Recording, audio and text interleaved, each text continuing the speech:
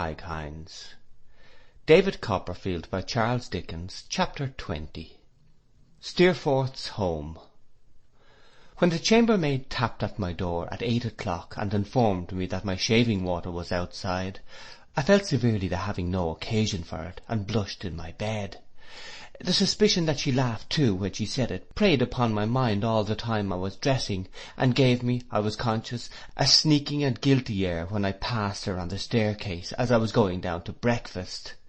I was so sensitively aware indeed of being younger than I could have wished, that for some time I could not make up my mind to pass her at all, under the ignoble circumstances of the case, but hearing her there with a broom, stood peeping out of window at King Charles on horseback, surrounded by a maze of hackney coaches, and looking anything but regal in a drizzling rain and a dark brown fog, until I was admonished by the waiter that the gentleman was waiting for me. It was not in the coffee-room that I found Steerforth expecting me, but in a snug private apartment, red-curtained and turkey-carpeted, where the fire burnt bright, and a fine hot breakfast was set forth on a table covered with a clean cloth, and a cheerful miniature of the room, the fire, the breakfast, Steerforth and all, was shining in a little round mirror over the sideboard. I was rather bashful at first, Steerforth being so self-possessed and delicate and superior to me in all respects, age included, but his easy patronage soon put that to rights, and made me quite at home. I could not enough admire the change he had wrought in the golden cross, or compare the dull forlorn state I had held yesterday, with this morning's comforts and this morning's entertainment. As to the waiter's familiarity, it was quenched as if it had never been. He attended on us, as I may say, in sackcloth and ashes. "Now, Copperfield," said Steerforth when we were alone, "I should like to hear what you are doing, and where you are going, and all about you. I feel as if you were my property." Glowing with pleasure to find that he still had this interest in me, I told him how my aunt had proposed the little expedition that I had before me, and whither it tended.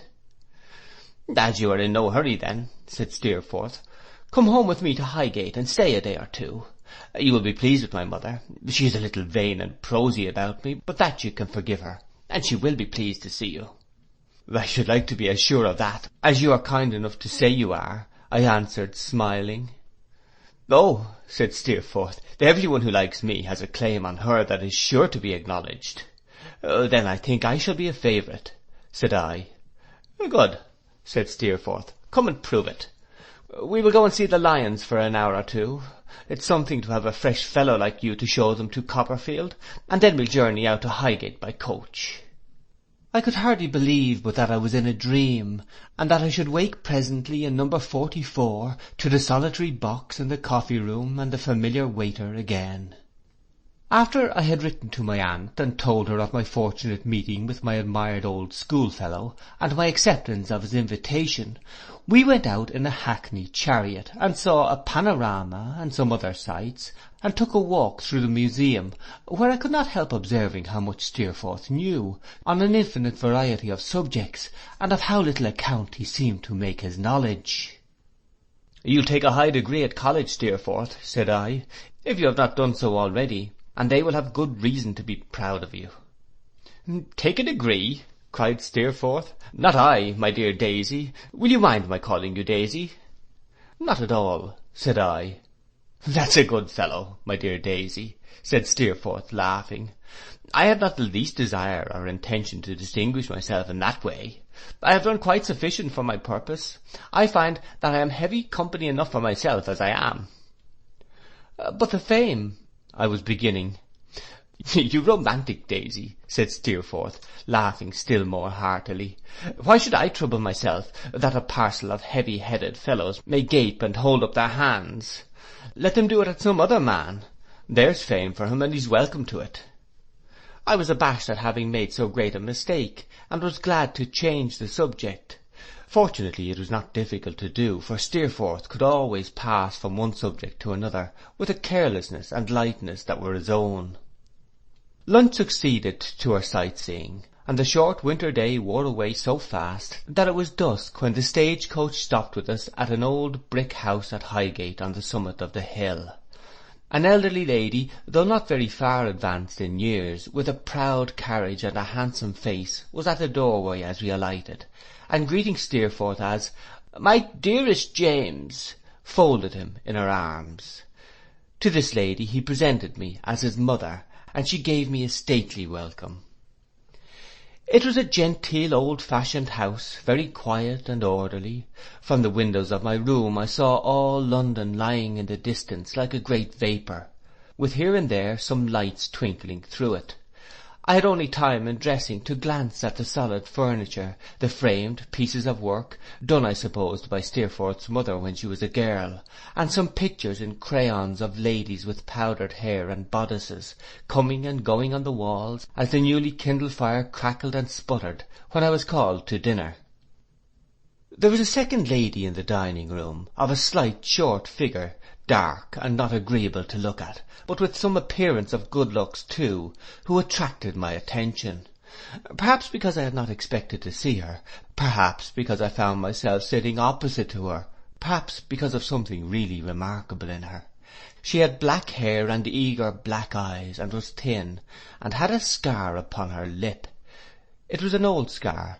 I should rather call it seam, for it was not discoloured, and had healed years ago, which had once cut through her mouth downward towards her chin, but was now barely visible across the table, except above and on her upper lip, the shape of which it had altered. I concluded in my own mind that she was about 30 years of age, and that she wished to be married. She was a little dilapidated, like a house with having been so long to let, yet had, as I have said, an appearance of good looks. Her thinness seemed to be the effect of some wasting fire within her, which found a vent under her gaunt eyes. She was introduced as Miss Dartle, and both Steerforth and his mother called her Rosa. I found that she lived there, and had been for a long time Mrs. Steerforth's companion. It appeared to me that she never said anything she wanted to say outright, but hinted it, and made a great deal more of it by this practice. For example, when Mrs. Steerforth observed, more in jest than earnest, that she feared her son led but a wild life at college, Miss Dartle put in thus: "Oh, really? You know how ignorant I am, and that I only ask for information, but isn't it always so?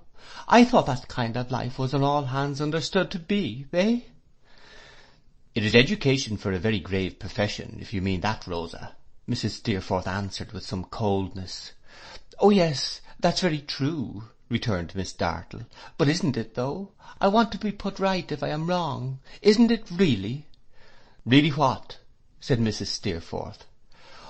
"Oh, you mean it's not," returned Miss Dartle. "Well, I'm very glad to hear it. Now I know what to do. That's the advantage of asking. I never shall allow people to talk before me about wastefulness and profligacy and so forth in connection with that life any more." "And you will be right," said Mrs. Steerforth. "My son's tutor is a conscientious gentleman, and if I had not implicit reliance upon my son, I should have reliance on him." "Should you?" said Miss Dartle. "Dear me! Conscientious, is he? Really conscientious now?" "Yes, I am convinced of it," said Mrs. Steerforth. "How very nice!" exclaimed Miss Dartle. "What a comfort! Really conscientious. Then he is not, but of course he can't be if he is really conscientious. Well, I shall be quite happy in my opinion of him from this time. You can't think how it elevates him in my opinion, to know for certain that he's really conscientious." Her own views of every question, and her correction of everything that was said to which she was opposed, Miss Dartle insinuated in the same way. Sometimes I could not conceal from myself with great power, though in contradiction even of Steerforth. An instance happened before dinner was done. Mrs. Steerforth was speaking to me about my intention of going down into Suffolk. I said at hazard how glad I should be if Steerforth would only agree to go there with me, and explaining to him that I was going to see my old nurse and Mr. Peggotty's family, I reminded him of the boatman whom he had seen at school. "Oh, that bluff fellow," said Steerforth. "He had a son with him, hadn't he?" "No, that was his nephew," I replied, "whom he adopted though as a son. He has a very pretty little niece too, whom he adopted as a daughter. In short, his house, or rather his boat, for he lives in one on dry land, is full of people who are objects of his generosity and kindness. You would be delighted to see that household.' 'Should I?' said Steerforth. 'Well, I think I should. I must see what can be done. It would be worth a journey, not to mention the pleasure of a journey with you, Daisy, to see that sort of people together, and to make one of 'em.' My heart leaped with a new hope of pleasure, but it was in reference to the tone in which he had spoken of 'that sort of people' that Miss Dartle, whose sparkling eyes had been watchful of us, now broke in again. 'Oh, but really, do tell me, are they though?' she said. 'Are they what? And are who what?' said Steerforth. 'That sort of people. Are they really animals and clods and beings of another order? I want to know so much.' 'Why, there's a pretty wide separation between them and us,' said Steerforth with indifference. 'They are not expected to be as sensitive as we are. Their delicacy is not to be shocked or hurt easily. They are wonderfully virtuous, I dare say. Some people contend for that at least. And I am sure I don't want to contradict them, but they have not very fine natures. They may be thankful that, like their coarse rough skins, they are not easily wounded.' 'Really?' said Miss Dartle. 'Well, I don't know now when I have been better pleased than to hear that. It's so consoling.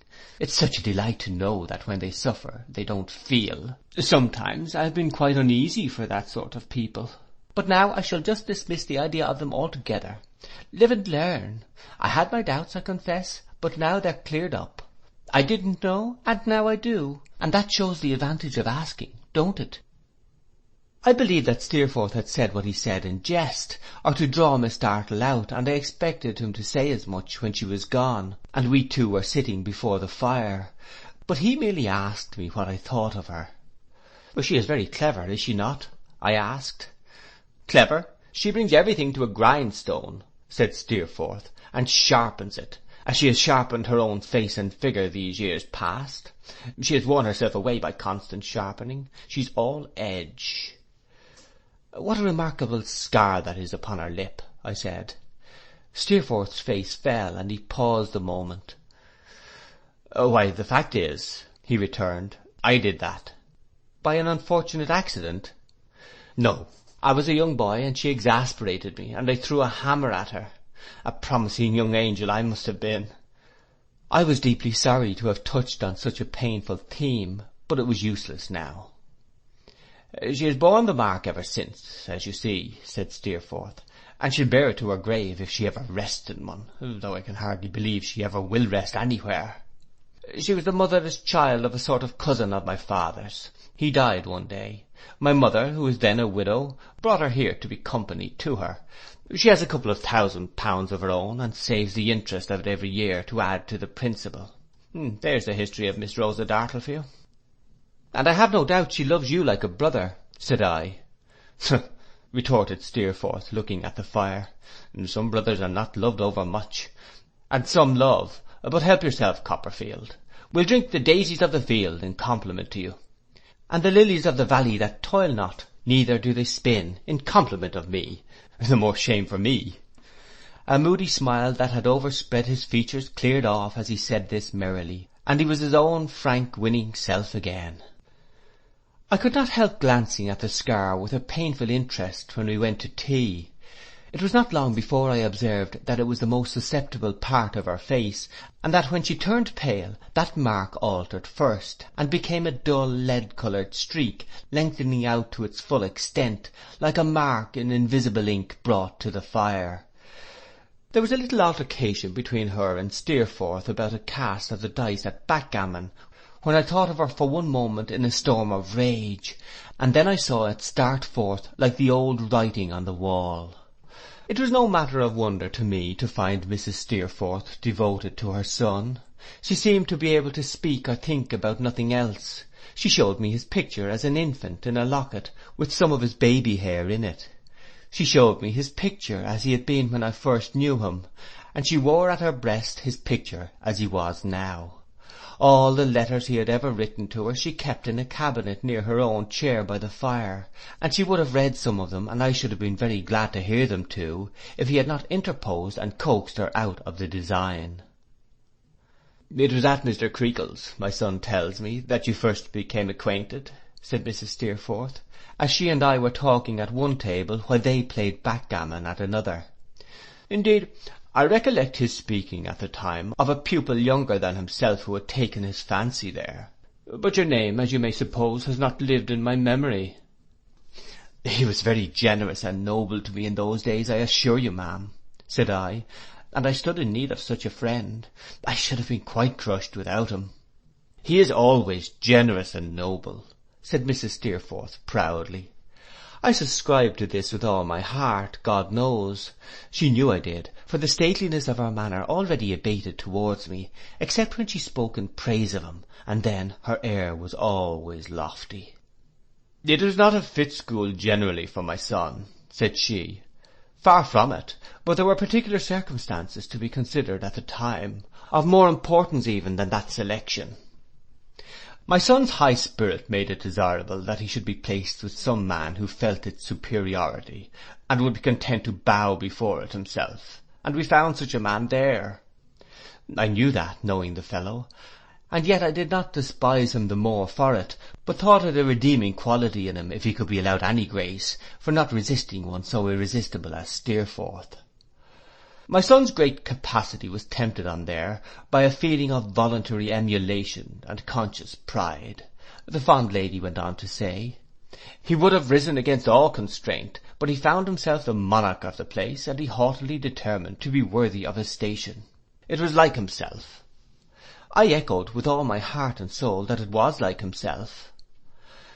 "So my son took, of his own will, and on no compulsion, to the course in which he can always, when it is his pleasure, outstrip every competitor," she pursued. "My son informs me, Mr. Copperfield, that you are quite devoted to him, and that when you met yesterday you made yourself known to him with tears of joy.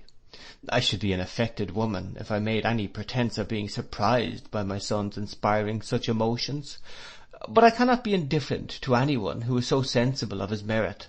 I am very glad to see you here, and I can assure you that he feels an unusual friendship for you, and that you may rely on his protection." Miss Dartle played backgammon as eagerly as she did everything else. If I had seen her first at the board, I should have fancied that her figure had got thin, and her eyes had got large over that pursuit, and no other in the world. But I am very much mistaken if she missed a word of this, or lost a look of mine, as I received it with the utmost pleasure, and honoured by Mrs. Steerforth's confidence, felt older than I had done since I left Canterbury. When the evening was pretty far spent, and a tray of glasses and decanters came in, Steerforth promised over the fire that he would seriously think of going down into the country with me. There was no hurry, he said. A week hence would do, and his mother hospitably said the same. While we were talking, he more than once called me Daisy, which brought Miss Dartle out again. "But really, Mr. Copperfield," she asked, "is it a nickname? And why does he give it you? Is it, because he thinks you young and innocent? I am so stupid in these things." I coloured in replying that I believed it was. "Oh," said Miss Dartle, "now I am glad to know that. I ask for information, and I am glad to know it. He thinks you young and innocent, and so you are his friend. Well, that is quite delightful."